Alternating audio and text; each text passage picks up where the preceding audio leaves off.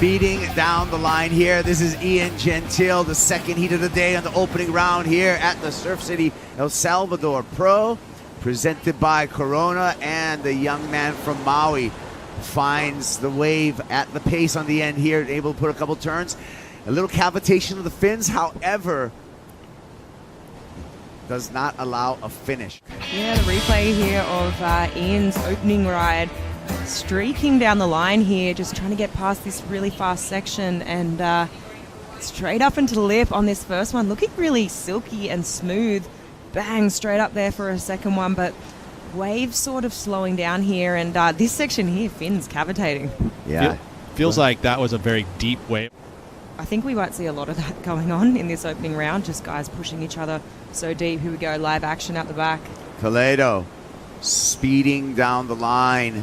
Now the wave goes on pace. He's able to put a big snap there. Filipe Toledo is more racing down the line and has to get even pretty much the world's fastest surfer, Filipe Toledo, unable to make that section. It didn't quite have the projection. We'll see how it goes unfolds. His first wave, right? But you know, you can see as he finally gets to this section here, that first turn was beautiful, and it looked like he already there just from that maneuver, that the sport has a ton of curve through the middle of it, and not able to get out into the front. I love it, Pete. The eye of a shaper and a shaper's son, Peter Mel, and that was a great identification. Short board with a lot of curve. Here we go with Caio Ibelli on his rusty surfboard. Snap up in the lip for a belly, double pump bottom turn, a little late there, but is able to pull it down. Layback hack, catches the outside rail, missed opportunity for the initial wave for Caio Ibelli. Flick. I think it's a great recipe to kind of conserve energy. Caio snuck this wave during that interview, but this is just a 1.77 for Ibelli. Whoa. It's fast. Thinking about the trend. Well, we'll see if any of our competitors are interested in this wave coming through. Ibelli finds a wide one, and he's going to swing on it. Here we go. Caio Ibelli on his third wave off the bottom. Carves off the top. Catches a rail again. Things have been pretty slow. Caio's got 3 waves. Unfortunately, he's fallen. I think his wave selection's been quite good, so he'll probably be having a look at this one again. Ibelli under priority. He's going to take another chance. Looking down the line, setting up for a nice roundhouse. Cut back with a beautiful sting on the rebound. Wants something on the inside here. Maybe a little progression. Air reverse, throws it away. Incomplete.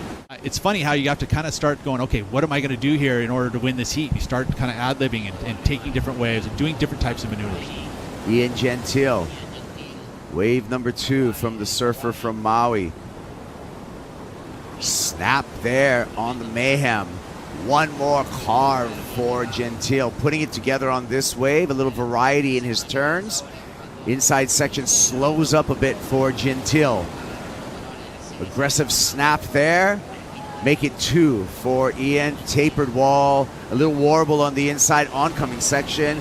And closes it out. So nice performance by Ian Gentil. Flick. We'll have a look at the replay here, actually, of this last wave of Ian's. Kind of streaking down the line here. And straight up into that first section, throwing so much spray. Nice carving maneuver, bringing in that different sort of variety of repertoire. And he knows he kind of needs to make this wave stick. Obviously, we were just talking about it. No real significant wave surfed yet. So if he can just get the finish on this, it's going to catapult him out into the lead. And you're going to get good numbers for, you know, not necessarily having to go to projection, but doing this type of surfing, which is a combination of major moves. And good release out of that. Again, he's going to come straight into the next bottom turn and go into this next maneuver. Judges will like that, especially when he starts showcasing the variety, which he has done. Well, we're going to want to see a great back half of the year from Ian Gentil. Remember, he barely made that mid-season addition to our broadcast team as we turn our attention to Filipe Toledo, defending world champ, with a nice arc, throws it in the air, full rotation. We've seen it before, and it's great every single time he does it. Not just the pop, but the speed of Filipe Toledo on those full rotations. That it's pleasing to the eye. It's obviously quick. It's part of the criteria. Here he knows his closeout section's happening. You see he projects towards the beach. That's one of the tricks to doing these types of air moves, is that you push it towards the beach always, so you're going to land out in the flats. And Flick, the ability basically, as we look at this in slow motion, to get a score on a closeout by utilizing that progressive surfing. Yeah, there's a few people on the tour that have the ability to do that. We're going to see if Filipe Toledo takes this wave, and he will. So here we go, Toledo, quick to the draw, not needing a big number, just a 3.5 to take the lead. Wow. A little fin release on that second turn, pops it up in the air, stomps the landing, right past the cobblestone rocks, and that's what Filipe Toledo is able to do. Here's a head-high wave, and he just rips this thing. Yeah, Flick, check this out. Talk us about this replay. Surfing it with so much speed, and that turn there even adds a bit of progression there. He had that board so deep on rail and pops it straight into the air, right on top of those cobblestone rocks, and you can see it. 3.5 Pete is all he needs. He's likely going to take the lead, but here comes an Ian Gentil screaming down the line and fighting back. Arcing turn for Gentil, looking to replace his 3.83. He throws an air reverse himself, and he wants a little bit more, needs to catch up to some open face. He does so. Gentil, oncoming section, little ollie pop there to finish off. So we got a couple of scores owed to us by the judges, Peter, to set this situation at the 14. Talking about Felipe's board earlier, it looks like it's pretty good. It's not a big. I mean, he's gaining so much maneuverability and little different styles from Filipe, tighter arcs, whereas Ian's a little longer arcs. And again, both of them pleasing, both of them surfing to the criteria. So there's a couple ways you can get to a score. The progression element we finally get to see from Ian, so he added to that. Ian Gentil, a rookie on tour, a prodigious talent, caught the world's attention at the young age of 13 years old. Here is Ian Gentil.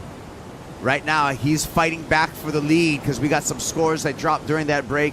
Gentil on a nice start on this wave with a great approach to the long walls here at Punta Roca.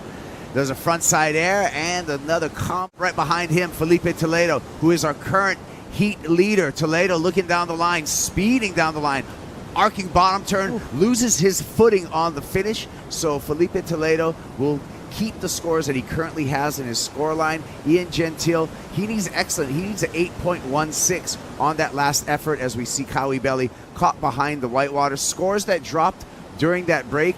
One, his identity, but two, just being able to face something hard and challenging, like you said, Pete, I think is super valuable.